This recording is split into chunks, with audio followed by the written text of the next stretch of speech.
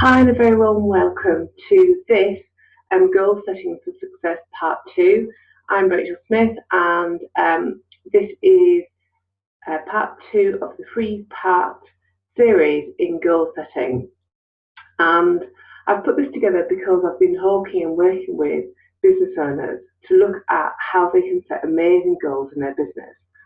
And there are so many myths and beliefs around goal setting, and I really wanted to just create some content for you so that you could take the opportunity to consider whether or not goal setting is going to work for you and your business. So let's get started, because I've promised you a super quick and fast class. It'll be less than 10 minutes in this particular one. This class is all about getting started with goal setting. I'm going to share the really easy steps to start to use goals in your business. You do not need to be an expert in order to do this. You don't have to read tons of resources or anything like that.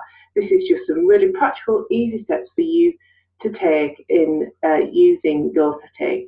I really encourage you to have a go to see if goal setting works for you. And I explain all the reasons why I believe goal setting is vital for your success in the first video, which is part 1. If you haven't caught up on that, just catch up on it. The link's here for YouTube. Just cut and paste this link in, click through to my YouTube channel. The video's there, it's 10 minutes long. Have a kind of listen to that and decide for yourself if goal setting is for you. I make a very compelling case for it. So just a little bit about who I am if you haven't come across me before. So I'm Rachel Smith, business grower, and I support female business owners to release their money-making potential through, number one, their money. So for me, because we're business owners, we have to have these fabulous relationships with money, and so many of us really neglect this part of our life and of our business. However, when you work on your relationship with money as a business owner, it actually allows money to flow to you, because you start to break down those money beliefs and blocks that are perhaps holding you back from creating the success that you desire in your business. The second aspect is mindset, and mindset is everything.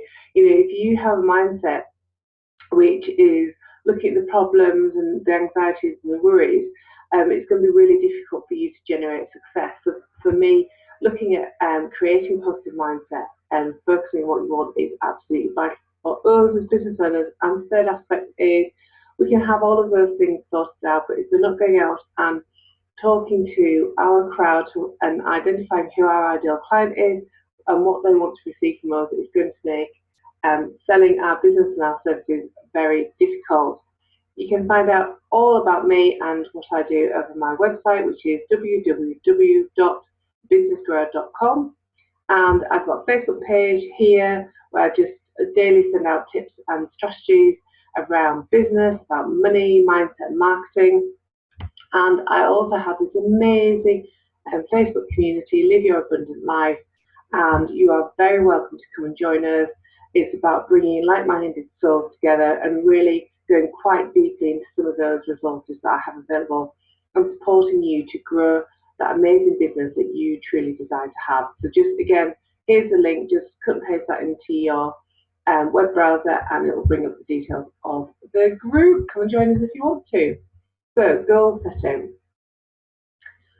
So I've already covered why I believe goal setting is essential. So these are just the practical steps that you can take to create some goals in your life.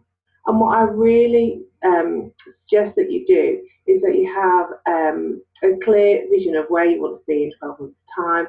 It's really about working with the end goal in mind. What are you working towards? What does that look like? And really identify what you want your business to look like 12 months from now. So you can have fun with that. The opportunities are wide open for you. Really just go quite deeply into how you want to be living and working in 12 months' time. The second step is a kind of gap analysis. So you've identified your future, this is what you're working towards. Be really realistic now and identify what is currently happening for you and identify what that gap is. That's going to really help you understand where you need to be doing the work, where you need to be focusing your attention. So step 3 is to work out what needs to happen for you to be able to arrive at your vision. So that's the gap, isn't it? That's the gap analysis that you've done. So perhaps you want to increase your business by 50%.